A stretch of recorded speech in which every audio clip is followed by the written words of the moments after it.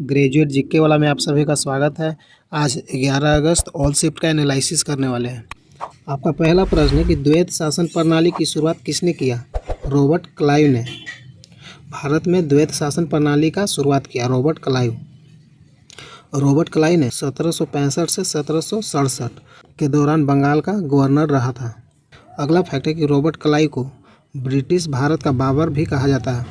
अगला फैक्ट है कि वारेन हेस्टिंग्स 1772 में द्वैत शासन प्रणाली को द्वैत शासन व्यवस्था को समाप्त किया।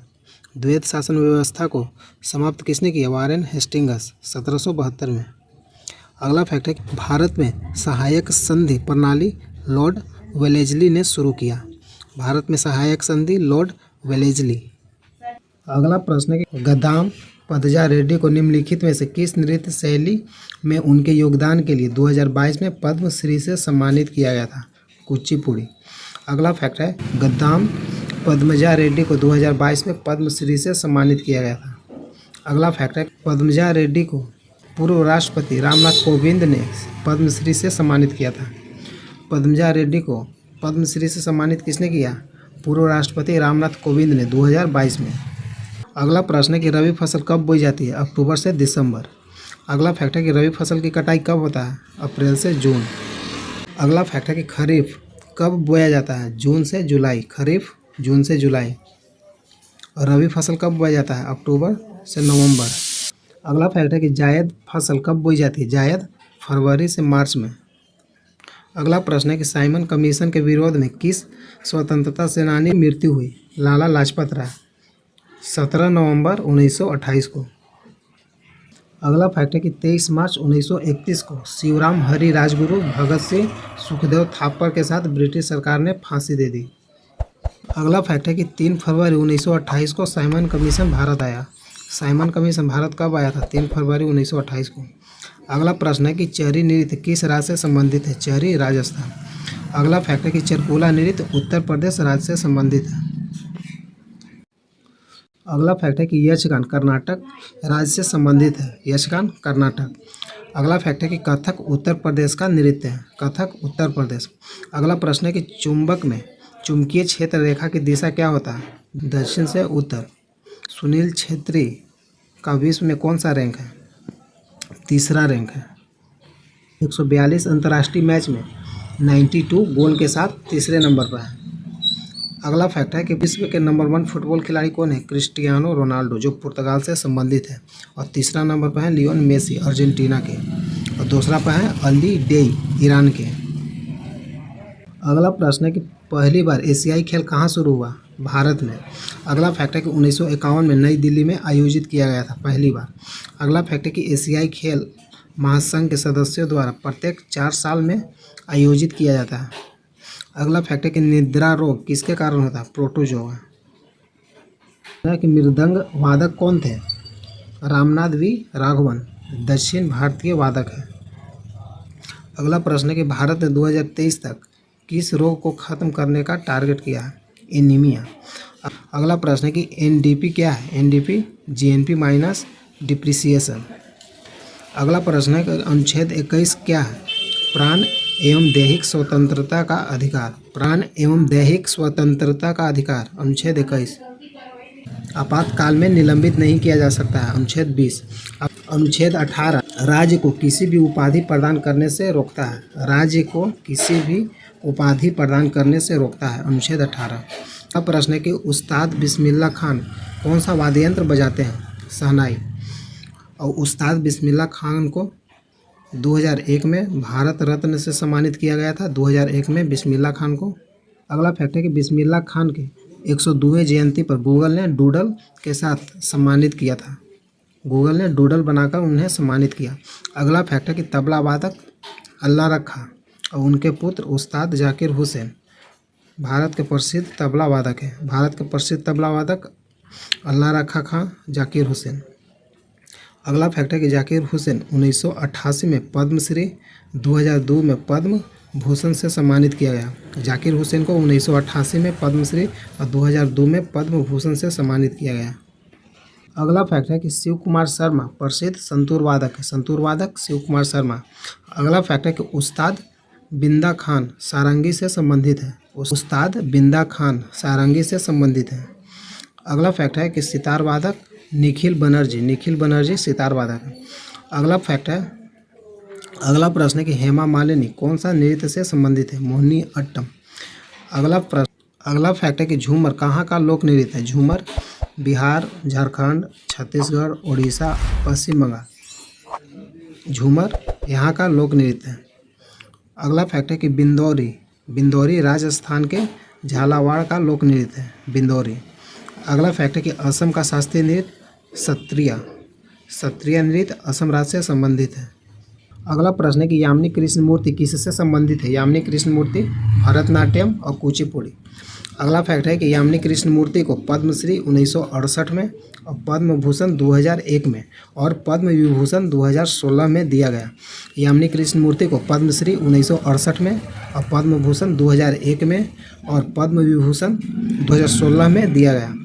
अगला फैक्ट है कि अ पैशन फॉर डांस उनकी आत्मकथा है। यामिनी कृष्णमूर्ति का आत्मकथा अ पैशन फॉर डांस। अगला फैक्ट है कि कुचिपुड़ी आंध्र प्रदेश का शास्त्रीय नृत्य है, कुचिपुड़ी आंध्र प्रदेश का। अगला फैक्ट है कि 1992 में सबसे कम उम्र में पद्म भूषण पुरस्कार पाने वाली नृत्यांगना सोनल मानसिंह। कम उम्र में पद्म भूषण पाने वाली प्रथम महिला कौन है? सोनल मानसिंह, 1992 में। अगला प्रश्न है कि अनुच्छेद 43B में क्या है? सहकारी समितियों के स्वैच्छिक गठन, स्वायत्त कामकाज, लोकतांत्रिक नियंत्रण और पेशेवर प्रबंधन को बढ़ावा देना अनुच्छेद 43B में है।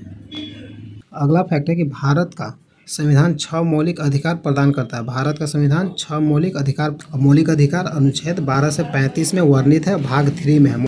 मौलिक अधिकार भाग 3 में है और अनुच्छेद 12 से 35 में वर्णित है।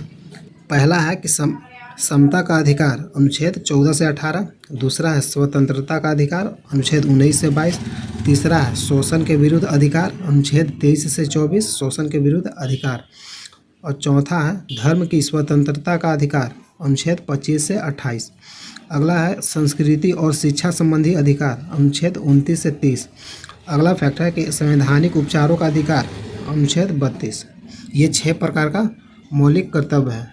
अगला प्रश्न है कि भारतीय राष्ट्रीय कांग्रेस के द्वितीय अधिवेशन की अध्यक्षता किसने किया था? भारतीय राष्ट्रीय कांग्रेस के द्वितीय अधिवेशन की अध्यक्षता दादा भाई नौरोजी ने। अगला फैक्ट है कि भारतीय राष्ट्रीय कांग्रेस का दूसरा अधिवेशन कलकत्ता में आयोजित किया गया था 1886 में। अगला फैक्ट है कि दादा भाई नौरोजी को grand old man of India के नाम से जाना जाता है। Grand old man of India के नाम से दादा भाई नौरोजी को जानते हैं। अगला फैक्ट है कि 1885 में भारतीय राष्ट्रीय कांग्रेस की स्थापना एओ ह्यूम ने किया। 1885 में भारतीय राष्ट्रीय कांग्रेस का स्थापना एओ ह्यूम।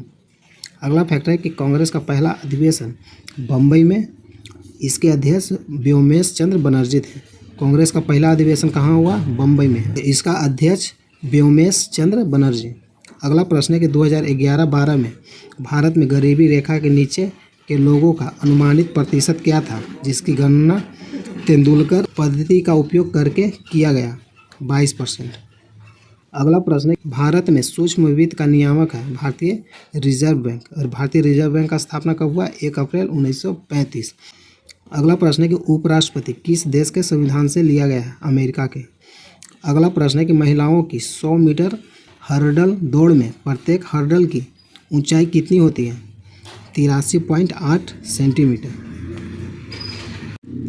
फीडे शतरंज चैंपियनशिप 2023 किसने जीता?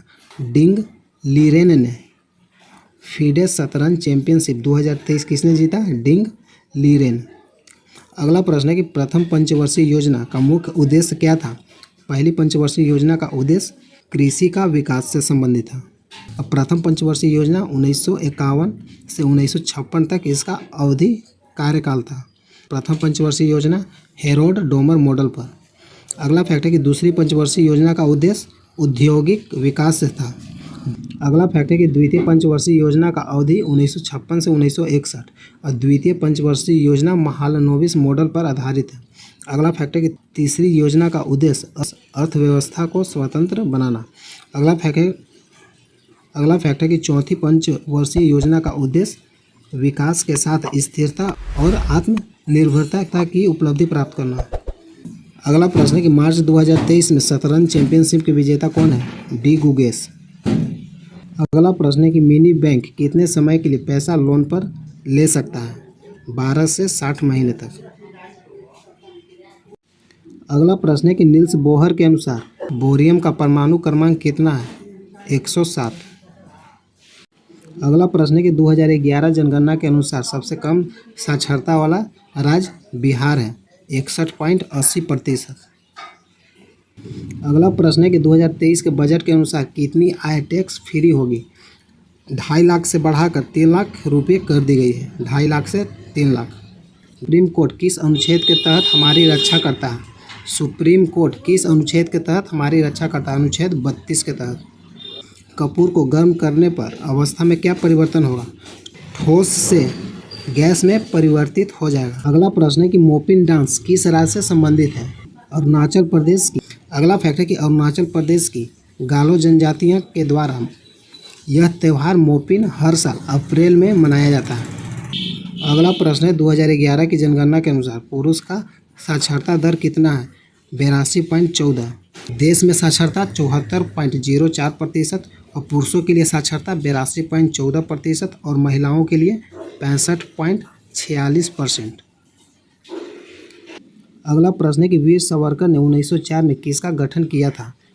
अभिनव Bharat society, young India society के नाम से जानते हैं। Abhinav Bharat society. The history of the war of Indian independence नामक पुस्तक लिखी। The history of the war of Indian independence नामक एक पुस्तक लिखी वीर सावरकर ने। अगला प्रश्न है कि व्यापार करने का अधिकार कौन से अनुच्छेद में है? व्यापार करने का अधिकार कौन से अनुच्छेद में है? अनुच्छेद 19G। नाटी डांस किस राज्य से संबंधित है? हिमाचल प्रदेश। अगला प्रश्न है कि मंजू भार्गवी किस शास्त्रीय नृत्य से संबंधित है? मंजू भार्गवी किस शास्त्रीय नृत्य से संबंधित है? कुचिपुड़ी।